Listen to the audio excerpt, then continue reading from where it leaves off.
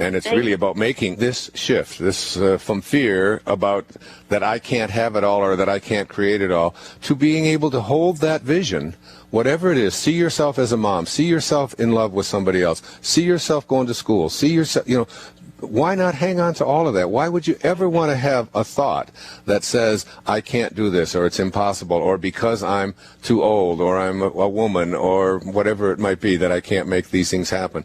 Because every time you hold a thought that is inconsistent with what it is that you would like to dream, the words that I have by my bed over and over again, assume the feeling of the wish fulfilled. To make your future dream a present fact, assume the feeling of the wish fulfilled. Start to feel yourself. How would it feel? Imagine in your own imagination, if you had a partner that you were in love with, that if you had a child, and if you were going to medical school, whatever it is, how would you feel if all of that were happening? Right now, elated. Yeah. Elated, perfect word, elated. So now what you can do, because your imagination is your subconscious mind, you can create anything you want in your imagination, and then you go to that feeling of feeling elated. You use the word. Every time you think about whether this is possible or not, go to that feeling. And as I've been saying the last few weeks on the radio show, the last 5 minutes before you go to bed at night, before you go to sleep at night, rather, just get yourself to that state of feeling elated. See, your subconscious mind cannot make a distinction between what is real, what is happening out there, and what you imagine in your mind. So if you use your mind to create for yourself in your imagination the vision that you hold for yourself, then go to that feeling for an entire 8 hours every single night. Your entire subconscious mind will marinate in this whole concept of I can create anything that I want. Or you can use the last 5 minutes as you get into bed at night and you pull the covers up and you start to go to sleep, reviewing all the things that aren't happening and all the reasons that you're unhappy and all the things that you can't do. And then your subconscious mind gets to marinate in all the things that you can't do all night long. And you manifest and you create that's how manifestation takes place. It doesn't take place necessarily through the thoughts. It takes place through the body, and the body is where you experience emotions. Your thoughts are just in your mind.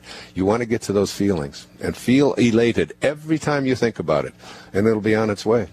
Louise Hay is my hero, one of my total heroes, because she's 82 years old. She's going to be 83 this year, and Hay House is in their 22nd year, and she started it when she was 61. Started the largest publishing. I started it with one little book, and it grew and it grew and it grew. You can heal your life, and you never let age be. I'm too old is one of the excuses be gone. So what if the question that you just asked me, why can't I manifest big things? Okay, that was the question, right? Let me just ask you this question. What if you couldn't have that thought? What if it was impossible? Somehow your reality shifted and it was impossible for you to ask that question or to think that thought. What would it feel like for you? What would happen for you if you couldn't think that thought? What thought would you have to think in place of that? You got to think something in that moment. So what would you think instead of I can't manifest big things? What would be the opposite of that? Since you're not allowed to think that right now, you're just creating a reality. What would you think? I am manifesting big things in my life right now. Let's look at what you mean by big things. You identified big things like being able to travel, being able to write, not having the same kind of jobs that pay the same. Those are your words, right?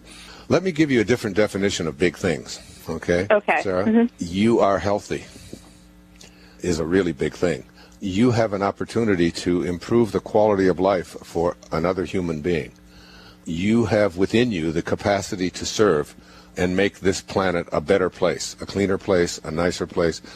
You have the capacity to send the love that you have inside of you and the abilities that you have that you've shown in these little things. You have the capacity to be able to illustrate and demonstrate that and write about it and talk about it, and you have all of that is yours.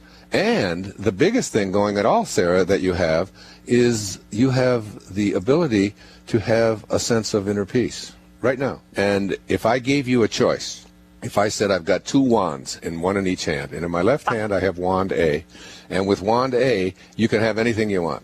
You can have anything you want. You just wave that wand, and it will show up for you. You want a BMW in your driveway, you want to go to Cyprus, you want whatever it is, it's going to show up there.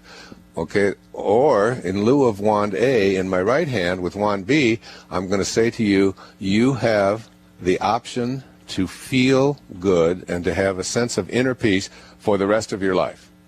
No matter what comes down the pike at you, no matter what handles, what difficulties, what struggles, whatever show up in your life, you are going to be at peace within yourself. Which wand would you take? Wand B. For sure, right? It's about moving to a place where you're just at peace. No matter what happens, whether your kids throw up on you, or whether somebody leaves you, or whether the economy goes into the toilet, or whatever it might be, I'm at peace, I'm at peace, I'm at peace. And then when you're at peace, the only thing you have to give away is what you have inside of you. You can't give away what you don't have, so you can only give away what you do have. And then you'll start manifesting big things.